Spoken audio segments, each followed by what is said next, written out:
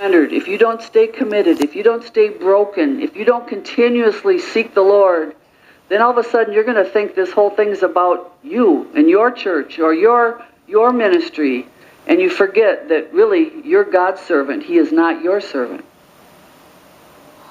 In 2 Timothy 3:2, it says, "For people will be lovers of self."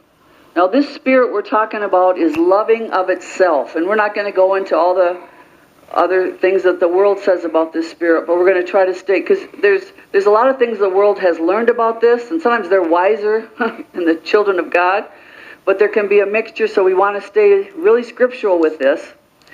But in the end times, and we're going to see more of this, we're going to see more of lovers of themselves, and I believe God is tired of his people being manipulated, controlled, and abused in his name.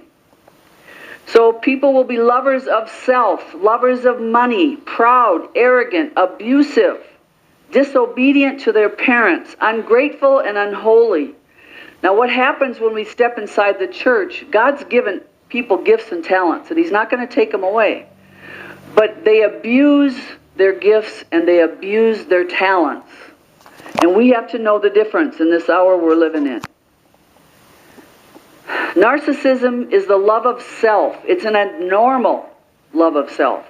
It's not normal. Everyone say not normal. All of us can have some of these traits. All of us can have some of this we need to repent of, because we're all basically, we're supposed to deny ourselves. In this movement that we've seen, everyone's feeding their self, feeding their desires, feeding their dreams, feeding their fantasies, all in the name of God. And so much of this teaching is flesh. It's produced nothing but a lot of arrogant little brats running around in the name of God. Isn't that something? I couldn't believe I said that.